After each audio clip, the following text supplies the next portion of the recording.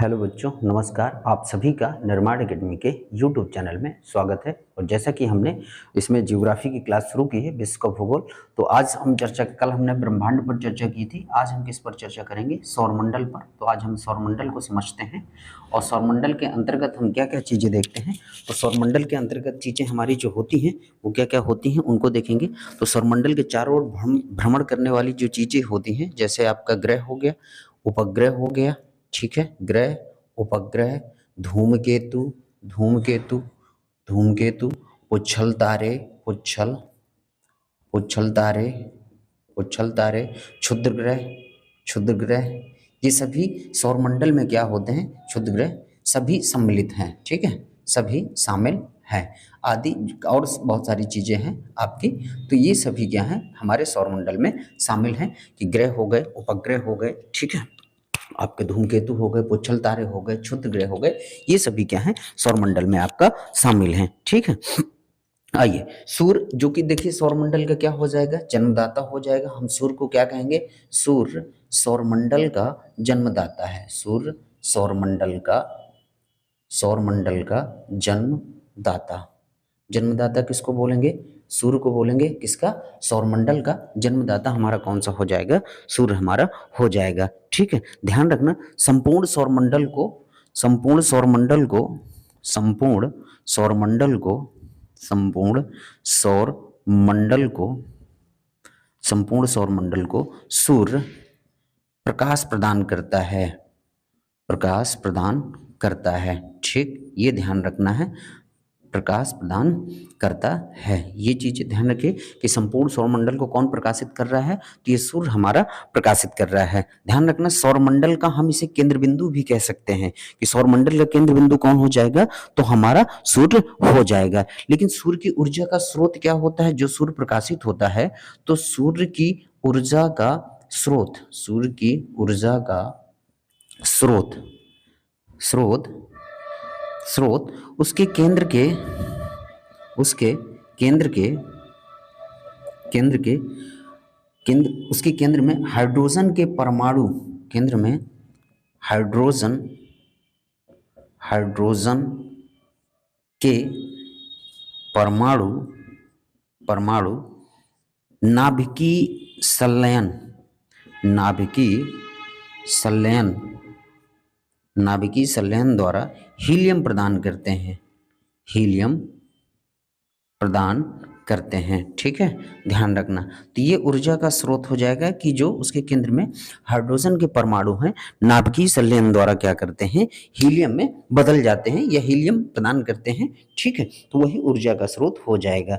सूर्य हमारे सौरमंडल का केंद्र बिंदु है, ये जरूर ध्यान रखना है कि सूर्य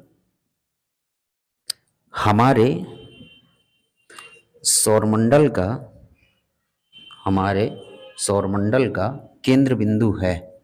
हमारे सौरमंडल का केंद्र बिंदु कौन हो जाएगा? तो सूर्य हमारे सौरमंडल का केंद्र बिंदु है। ये चीज जरूर ध्यान रखिएगा, ठीक है। चलिए, इतना स्क्रीनशॉट ले लीजिएगा, बढ़ते हैं आगे। अब हम देखेंगे कि सूर्य में क्या क्या चीजें, यानी सूर्य के जो रासायनिक संगठन बना हुआ है, तो सूर्य किन किन से मिलकर बना हुआ है, इन चीजों को देखेंगे, ठीक है। कभी कभी एग्जाम में हमसे पूछता है तो हमें बताना पड़ेगा कि जो सूर्य है उसके क्या, किन किन चीजों से सूर्य आपका मिलकर बनता है। तो हम सूर्य की संरचना देख लेते हैं। सूर्य की संरचना, तो सूर्य की संरचना में क्या क्या शामिल है ये देख लेते हैं। तो सूर्य की संरचना में जैसे सबसे पहला हो जाएगा हमारा हाइड्रोजन। क्या हो जाएगा? हाइड्रोजन।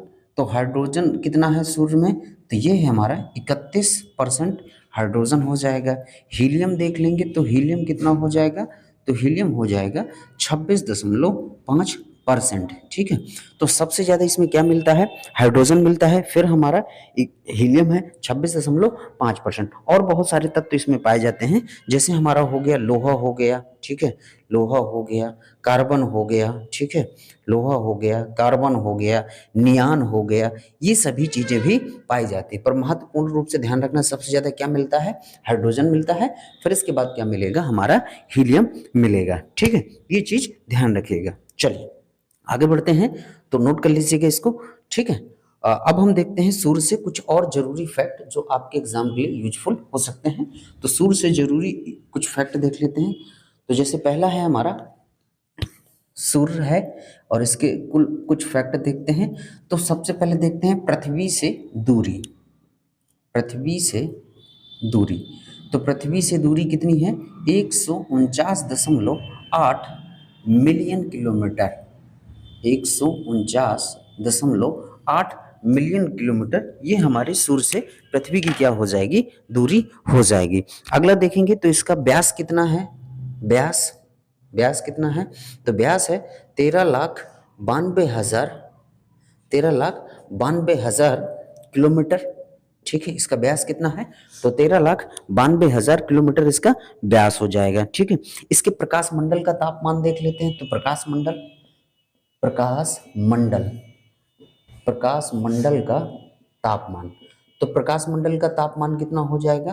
तो ये हो जाएगा 6000 डिग्री सेल्सियस। ये प्रकाश मंडल क्या होता है? तो प्रकाश मंडल वो होता है जो भाग सूर्य का आंखों से दिखाई देता है, जो भाग सूर्य का आंखों से दिखाई दे। ठीक है, यहाँ पर मैंने शॉर्ट में लिख दिया है कि प्रकाश मंडल क्या है? जो भाग सूर्य का आंखों से दिखाई दे वही हमारा क्या कहला देगा? प्रकाश मंडल कहला देगा। तो इसका टेम्परेचर कितना है? 6000 डिग्री सेल्सियस। अगला देख लेते हैं कि सूर्य का प्रकाश पृथ्वी तक पहुंचने में समय। तो सूर्य का प्रकाश पृथ्वी तक पहुंचने में समय, तो पहुंचने में समय कितना लगता है? तो यहाँ है 8 मिनट 16.6 सेकंड। ध्यान रखिएगा कि कुल समय कितना लगता है? तो 8 मिनट 16.6 सेकंड का समय लगता है सूर्य का प्रकाश पृथ्वी तक पहुंचने में। तो नोट करते हुए चलिएगा। ठीक है, और यहाँ पर चीजें बहुत अच्छे से नोट करते हुए चलिए। आइए अगली बात करेंगे। तो अगला क्या हो जाएगा? सूर्य की आयु कितनी है? तो सूर्य की आयु देख लेते हैं। तो सूर्य की आयु आपकी कितनी हो जाएगी? 5 बिलियन वर्ष। कितनी हो जाएगी?